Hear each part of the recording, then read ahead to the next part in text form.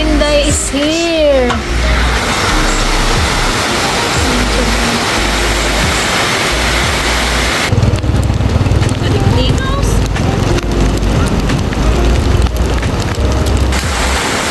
Basang-basa, George. Nay. Ala, basa na.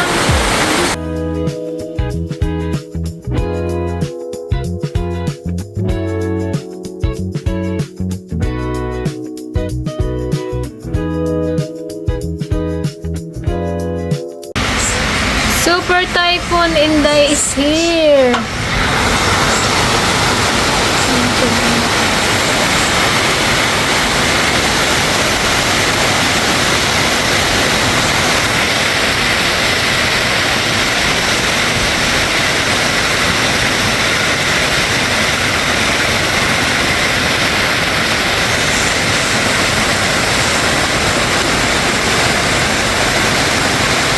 JD, ano yung bagyo JD? Hindi tayo makakalabas.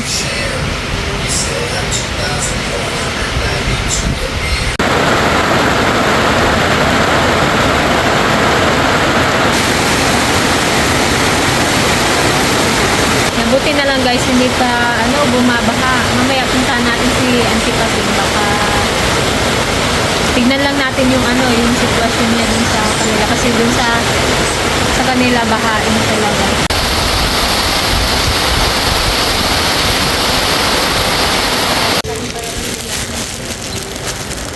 Nagpatanim pa man sa pasay. Buti hindi bumaha. Hintay. Hintay. Kumusta? Kumusta ka dito? Palagay-lagay ka palang ganyan, mamaya binaha ka, de.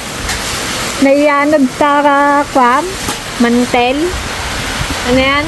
Linoleum. Kala ko naiyanod na kayo eh. Magdamag yung ulan. Buti hindi nagabaha.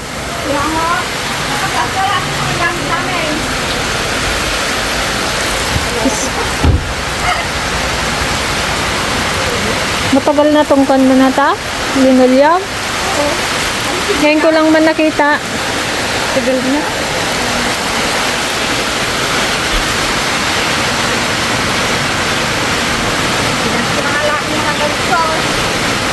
Nagpatanim ba kayo kapan? Oo. Yung balangan din na tapos at malalay.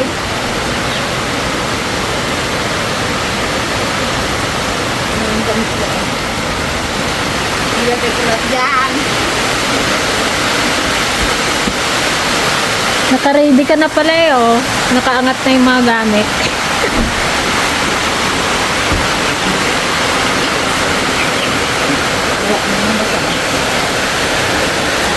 Dinaisip ko ngayon sa may tindahan yung kusina eh, bababa na siguro doon. Mahirap pag gabi kasi nagbaha. Tapos brown out pa ha. Ito na yung nagtulog. Tama kita kumagbago sa gabi na magpaa.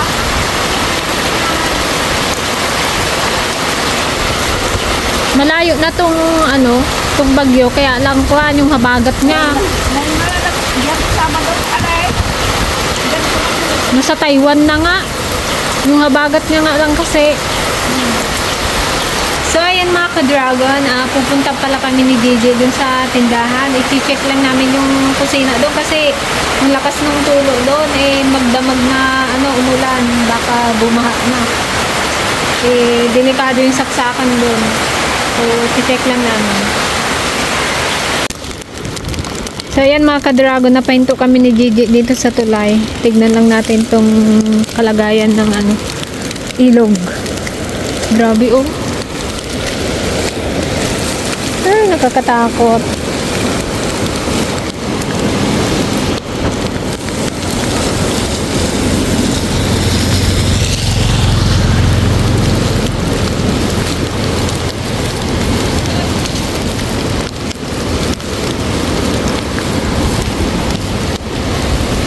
Hindi imagine ko kapag tong tulay bumagsak.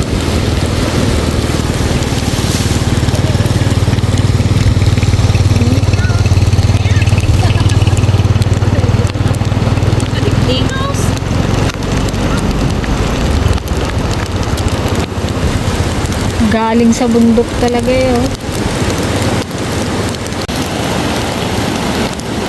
Nakakahilo.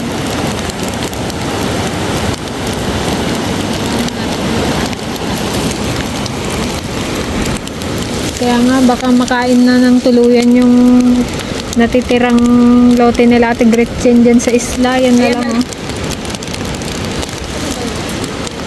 Imbis na pang 3 latang sibuyas, baka maging 1 lata na lang. 1 latang sibuyas.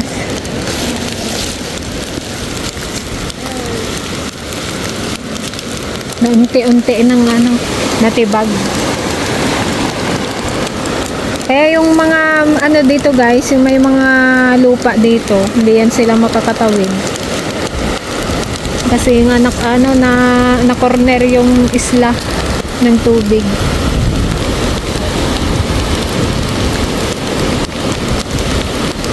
Pero wala namang kalabaw eh. Kapag ganyan naman kasi inaalam nilang may bagyo.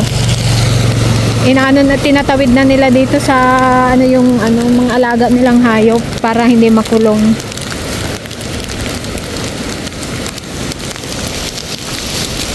Let's go, let's go.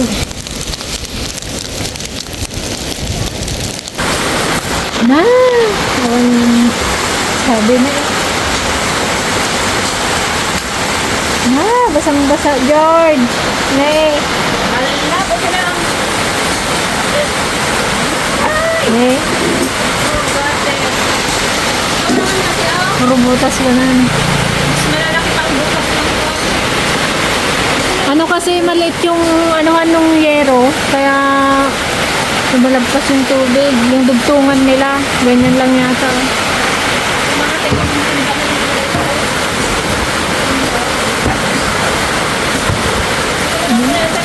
dapat pala yung grass na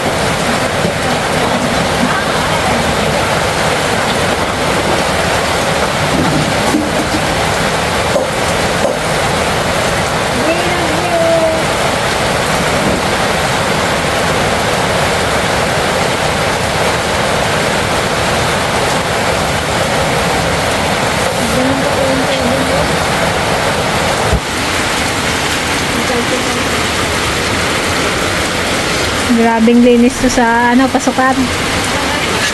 Sa Lunes. Pero gunahin nila nila sa labas. Di electric fan. Tanggalin mo nga, natatanggal yan. Buhatin mo lang. Huh? Nabasa. Ayan yung saksakan pala. Hindi na. Sasapriyan ko. Bakit pa?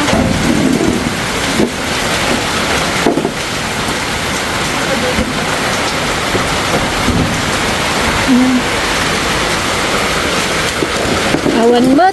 Ito'y kusina tayo. Puro tulo. Ay, tumangkin mo na ito. Oo, kasi nga ano, halos ganyan lang yung dugtungan ng yero dyan. O kaya nag-awas yung tubig.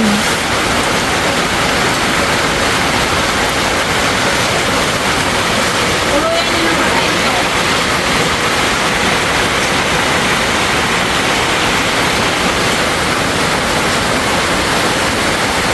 Tara, tara. Baka tayo abutan pa ng malakas na ulan. Itong igad ng Tiligaya, nakalimutan niya. Siguro pinaglaruan ng mga bata. Doon ko nakita sa may akasya. Kala nila nakuha. Ay, pasok ko na nga. Wait lang. Mag. Ay, magsingan. Dali lang eh.